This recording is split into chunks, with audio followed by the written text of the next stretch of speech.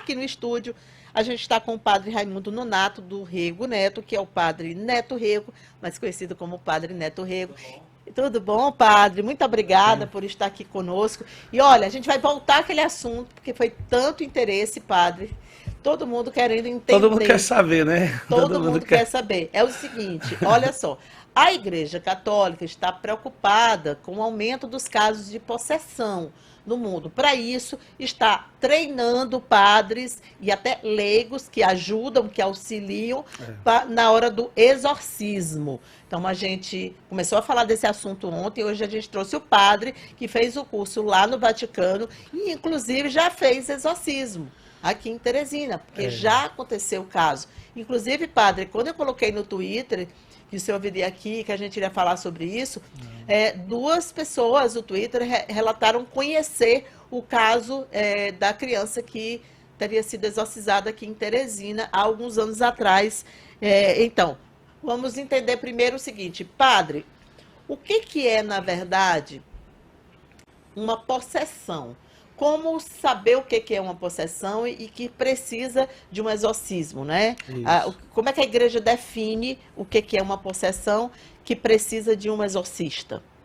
Na realidade, a primeira coisa é quebrar os tabus, né? O exorcista, ele trabalha junto com a ciência. Ele não trabalha sozinho. Ele faz uso da interdisciplinariedade. Ou seja, ele caminha ao lado do psicólogo e do psiquiatra. E, se possível, um neuro. Por quê, Padre Neto? Porque é necessário que, antes de acontecer o exorcismo dos céus, porém foi expulso do céu porque não reconhecia o ser humano como criatura, imagem e semelhança de Deus. Então ele é expulso e ele começa então a questão da infestação, a questão da possessão, da manifestação e de outras realidades espirituais que atacam diretamente o ser humano no momento de sua fraqueza em que ele se distancia de Deus. Eu até mostrei ontem aqui imagens do filme O Exorcista, porque é o que nos faz lembrar do tema, né, da temática. Lógico. E queria perguntar para o senhor o seguinte, isso aí é exagerado? Quer dizer, ou tem realmente, a pessoa fica com essas feições, ela fica fora de controle, alguém que precisa ser exorcizado, né? Quais são os sintomas? Obviamente a gente está falando de um filme, de ficção, claro, é uma coisa diferente. Porque é uma ficção. Então a ficção, ela está com interesse do público, de vender ingressos e tal, enfim.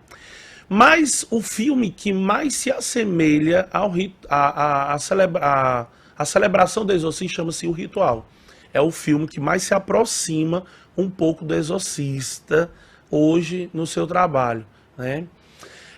Com relação à pergunta, né, de como é que o conhecimento de que de fato ali era uma possessão demoníaca. E ali ele foi fazer o grande exorcismo, né? Quem nos relatou, inclusive, que fez esse exorcismo, estava lá, deu aula pra gente. E ele, inclusive, disse que repetiu o exorcismo, porque às vezes, não só com um acontece a libertação, às vezes a pessoa tem que ficar com tratamento por muitos anos. Entendi. Padre, outra coisa que eu queria saber também, por que a igreja está preocupada nesse momento com possessão? Na realidade, a Itália, tem dioceses da Itália que somente uma diocese tem 5 padres exorcistas. Nossa. Né? O Brasil, nós estamos defasados com relação a isso, né? E para você ter uma ideia, foi nomeado exorcista oficial de Brasília, está com 2 semanas. Né? E então nós temos o exorcista no Rio. Quem é o de Brasília? Ele foi nomeado esses dias, eu não recordo o nome, né? Mas ele foi nomeado há poucos dias. A gente soube porque a gente estava no curso e apareceu a foto dele lá. Mas o Brasil, padre, né? Padre, o Brasil só enviou para esse curso de exorcistas somente 3 sacerdotes, que foi eu do Piauí, um de São Luís e um de São Paulo. E levamos somente um leigo da equipe de assistente. Então, assim, para o mundo foi um número muito pouco, porque o Brasil é considerado um país continental. Por exemplo, a África tinha mais participantes que o Brasil, né? Então são detalhes assim importantes, porque a África é um continente que a igreja ela ainda não tem assim uma predominância, passa por muitas necessidades administrativas, mas mesmo assim havia um número maior de sacerdotes fazendo curso do que do Brasil, né? Este número de exorcistas é necessário porque nós temos cada vez mais a aparição de novos casos de possessão demoníaca nas diversas dioceses do Brasil. E como faz parte da igreja trabalhar com a libertação do povo de Deus, para que todos possam ser felizes, e faz parte, é um serviço da igreja, é um serviço de libertação, é um serviço que cabe a nós, sacerdotes, né, em primeiro lugar, o bispo, né, lógico que ele é o grande exorcista da diocese, de a gente exercer essa função de libertar as pessoas do poder do mal. Entendi. Padre, o senhor já participou, né, Participei de um ritual exorcismo, aqui em Teresina, foi né? em Teresina, Dom Sérgio, era o Como bispo. funcionou, assim, por exemplo, como chegou até vocês, a família? Primeiro, Quanto tempo levou?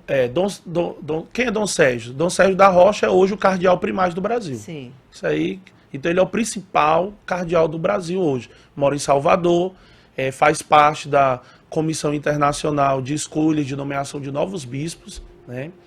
Do Dicastério dos Presbíteros, né? E nomeações de novos bispos do mundo. Então, Dom Sérgio, ele é um homem muito científico. Então, ele pediu à família, a família levou o caso, ele pediu, então, os laudos dos médicos. Foi apresentado o laudo do neuro, né? Foi apresentado o laudo do psiquiatra, a menina estava tomando miligramas que estavam 3 vezes acima do seu peso normal. Quer dizer, um medicamento fortíssimo. Ela não conseguia dormir há 7 dias. E o tratamento psicológico, não houve avanços na questão do enraizamento, das técnicas psicológicas, né, de chegar até, né, a maturação lá da situação, da depressão, da angústia, do sofrimento.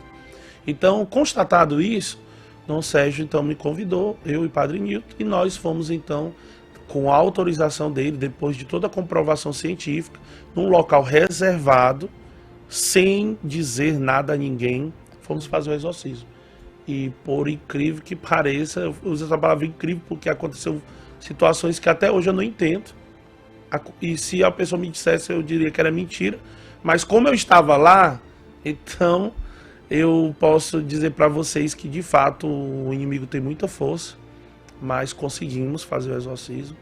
Passamos depois 2 dias, eu e Padre Nilton, a gente partilhava muito, tentando se recuperar, porque deixa o sacerdote muito cansado. Sim, já ia perguntar isso. Como o senhor ficou depois? A gente tem uma preparação, né? Na época a gente ficou cada um com 16 intercessores. Nós não tínhamos conhecimento, usamos... quando um sacerdote sai da sua formação, ele sai como se fosse um clínico geral, né? E o exorcismo é um conhecimento muito específico, muito específico.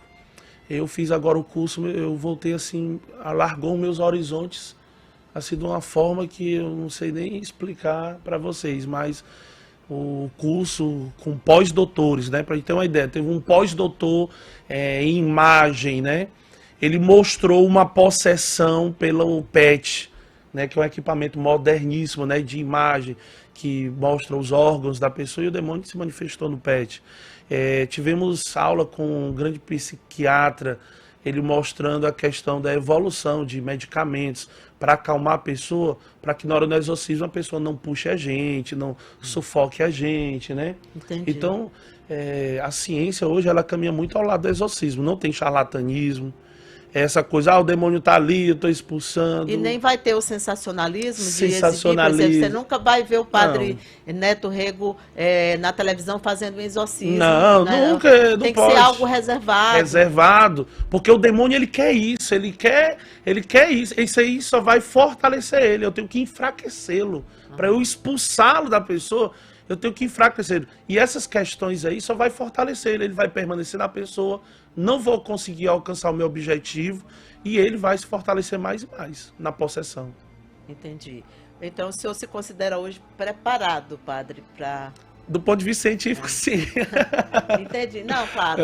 Claro que eu imagino que cada caso é um caso. É um caso diferente. Inclusive, eu cheguei em Teresina, tá com poucos dias. Mas eu quero compartilhar com vocês assim, que o número de pessoas que têm procurado essa é uma coisa... Depois que souberam que o senhor tinha feito esse curso. Meu Deus, e são casos muito... Não são casos pequenos, são casos sérios, que a igreja tem que olhar com carinho. É o nosso povo que está sofrendo.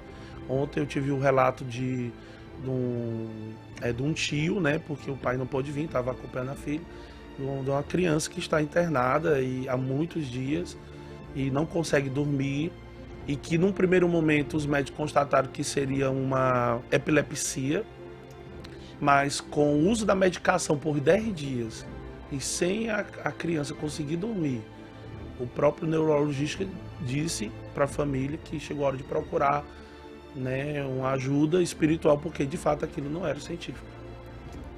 Poxa, no caso desse que o senhor participou, ficou tudo bem depois? Ficou, nossa, impressionante. Nós fizemos A família ficou 3 com medo? sessões. Como é que fica assim? Nós fizemos 3 sessões. Foi assim, muito... A primeira sessão de purificação da casa, da pessoa, depois do local de trabalho, e depois nós fizemos um grande exorcismo, né, que o Padre Nilton fez, e que precisamos da ajuda de muitas pessoas para a intercessão, né? Foi assim, parece uma mágica, mas não tem nada de mágico. Tem o poder de Deus agindo na pessoa. Depois do exorcismo, ela dormiu tranquila. Ela estava 7 dias sem dormir. Padre, eu sei que o nosso tempo está chegando aqui ao final, mas assim, como é que a gente faz no dia a dia para nós nos fortalecermos e não sermos... Excelente pergunta, excelente. Primeiro passo que eu lhe dou, amuletos mágicos. Em nosso meio, há muitos amuletos mágicos. Eu não sei se vocês observaram que durante anos sempre vai surgindo um formato novo, algo novo para você comprar, que você tem que pôr justamente sobre o seu pescoço, que é uma das regiões que o demônio, né, ele ataca a pessoa. Então você, né, coloca aqui o amuleto mágico, sempre está aqui perto do seu coração. Então esses amuletos mágicos, eu digo para você, procure usar símbolos cristãos, porque o demônio, ele rejeita os símbolos cristãos, ele não se aproxima de quem tem símbolos cristãos. Mas os amuletos mágicos, eles aproximam o demônio da sua vida, porque você está com o corpo aberto a situações demoníacas, né? Isso aí é uma realidade que eu posso dizer. Cada um de nós tem uma coisa que nos faz bem. É tipo assim, às vezes é algo que você ganhou muito cuidado da mãe, do pai, mas que te faz bem, aquilo te conforta de alguma forma, te dá alguma segurança. Isso pode ser também uma proteção? Pode. Se foi dado com amor, com carinho. A intenção do doador sempre é importante. Eu aprendi isso com o Padre Rufus, que foi o maior exorcista do mundo, né? Eu preguei um retiro com ele, um final de semana em Fortaleza, e o Padre Rufus, ele expulsou um demônio da pessoa, que foi uma sogra que tinha dado um copo de leite para a nora dela, e ela não gostava, tinha um filho único, nunca aceitou o casamento. E nesse copo de leite ela tinha botado todo o ódio, a menina tomou, e ela estava doente há 7 meses, e ela teve um encontro com o Padre Rufus em Fortaleza, no Paulo Salazar, um encontro chamado Misericórdia Brasil, das Irmãs do Resident, e lá o Padre Rufus, ele em oração tirou. Por isso que eu digo, tem coisas que não se explicam. Se ela fosse fazer um exame, não ia mostrar que aquilo estava dentro do corpo dela. Mas o Padre Rufus, em oração, rezando o Pai Nosso em latim, o leite, há 7 meses que ela tinha tomado, saiu de dentro dela, ela cuspiu fora, uma coisa mais horrível, um odor insuportável. Quando ela botou para fora, ela ficou completamente boa.